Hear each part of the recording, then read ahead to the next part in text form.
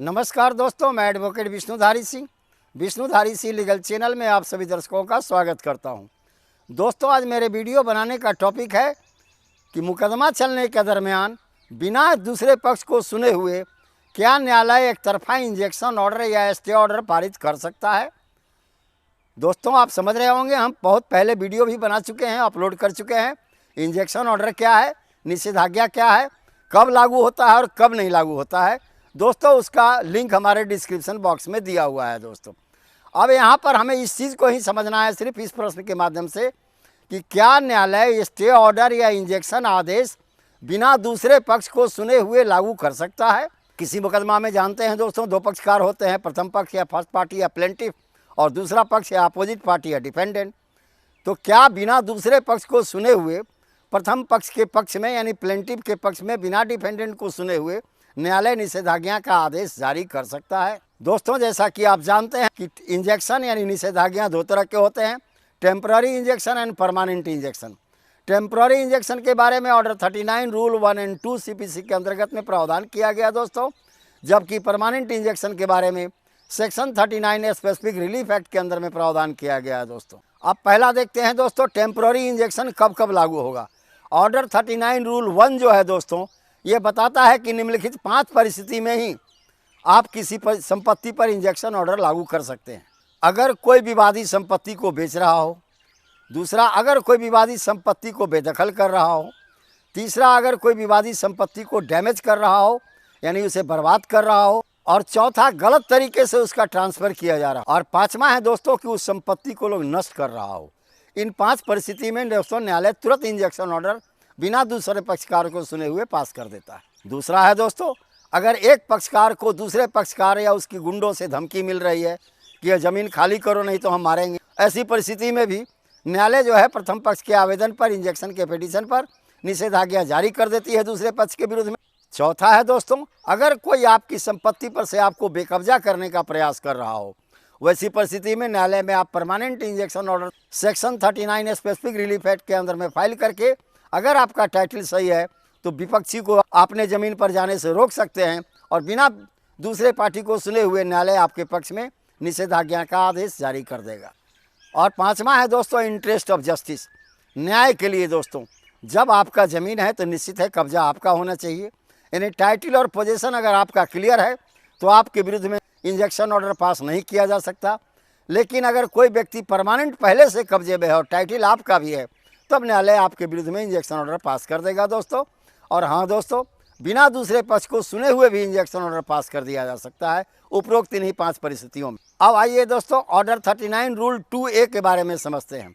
Rule 2A बताता है दोस्तों कि अगर निषेधाज्ञा न्यायालय के द्वारा जारी कर दिया गया है लेकिन विरोधी पक्षकार उसको मानने से इनकार कर देता है, तब क्या होगा।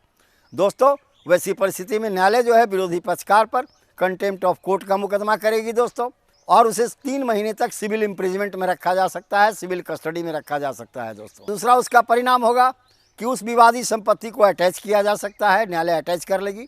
और तीसरा प्रावधान होगा दोस्तों कि जो पक्षकार कोर्ट के इंजेक्शन ऑर्डर को नहीं मान रहा है, उसकी निजी संपत्ति को बेच करके और उस संपत्ति का पैसा न्यायालय में जमा करा दिया जाएगा, ताकि वो अक्कल होकर के उस विवादी संपत्ति पर किसी तरह का व्यवधान उत्पन्न न करे, यानी निषेधाज्ञा का आदेश माने ही। अब दोस्तों, अगला प्रश्न है कि मान लीजिए दूसरा पक्षकार तो निषेधाज्ञा की उस आदेश को मान रहा है जो एक पक्षीय है, लेकिन दोस्तों उस पक्षकार के गुंडे, अपने तो नहीं आ रहा है खुद, लेकिन अपने गुंडों को भेज रहा है ज़मीन पर, वैसी परिस्थिति में क्या होगा।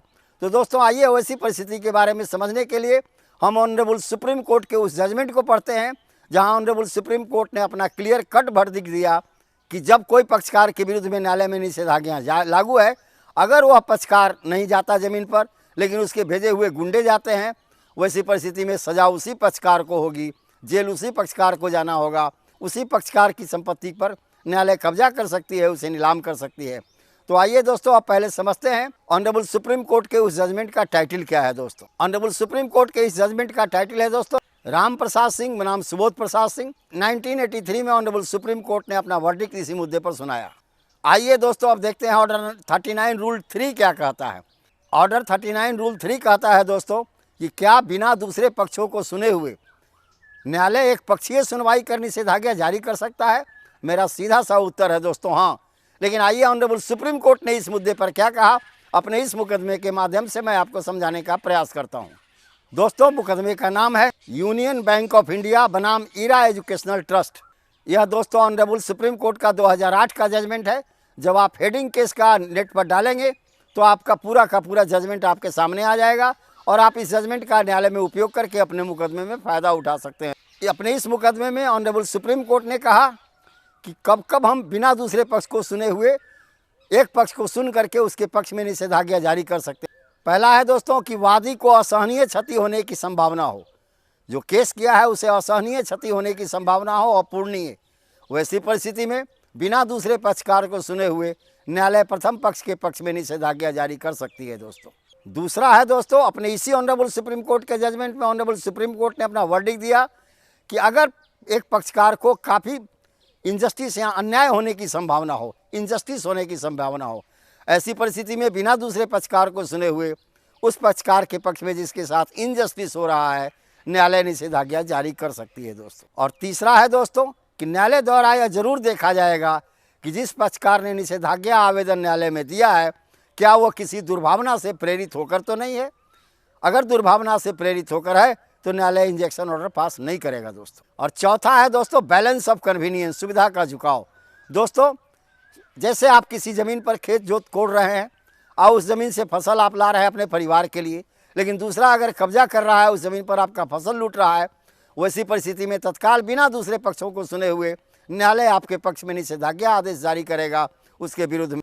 चूँकि दोस्तों उस ज़मीन के फसल आप उपजाते हैं, आप खाते हैं, ऐसी परिस्थिति में सुविधा आपके पक्ष में है। विपक्षी पार्टी सिर्फ उस ज़मीन पर हिंड्रेंस उत्पन्न कर रहा है, व्यवधान उत्पन्न कर रहा है। ऐसी परिस्थिति में बिना दूसरे पक्ष को सुने न्यायालय उस पर निषेधाज्ञा आदेश जारी कर सकता है। अब अगला है दोस्तों ऑर्डर 39 रूल 4। इस ऑर्डर के अनुसार दोस्तों दूसरा पक्ष न्यायालय में आता है, वह दस्तावेज़ दिखाता है और यह साबित करता है कि हमारे ऊपर लगाया गया सारा आरोप गलत है। प्रथम पक्ष यानी प्लेंटिफ ने जो आरोप हम पर लगा करके इंजेक्शन ऑर्डर न्यायालय से पास करा लिया है वो गलत है। अगर वो साबित करने में सफल हो जाता है वैसी परिस्थिति में न्यायालय अपने द्वारा पास किए गए इंजेक्शन ऑर्डर को जो एक्स पार्टी पास किया था उसे वैकेट कर देंगे, उसे समाप्त कर देते हैं दोस्तों। और ऑर्डर 39 रूल 5 क्या कहता है दोस्तों कि अगर इंजेक्शन ऑर्डर किसी कंपनी के विरुद्ध में फाइल है तो उनके सारे कर्मचारियों पर यह लागू होगा। तो दोस्तों इस प्रकार आप समझ रहे होंगे दोस्तों कि बिना दूसरे पक्षकार को सुने हुए भी न्यायालय चाहे तो इंजेक्शन ऑर्डर दूसरे पक्षकार के विरुद्ध में जारी कर सकता है और दूसरे पक्ष के सुनने के बाद उस इंजेक्शन ऑर्डर को वैकेंट भी कर सकता है। तो धन्यवाद दोस्तों, यहीं पर मेरा वीडियो संपन्न हुआ। अब आपके प्रश्नों का उत्तर मिल गया होगा। अब विशेष अगले वीडियो में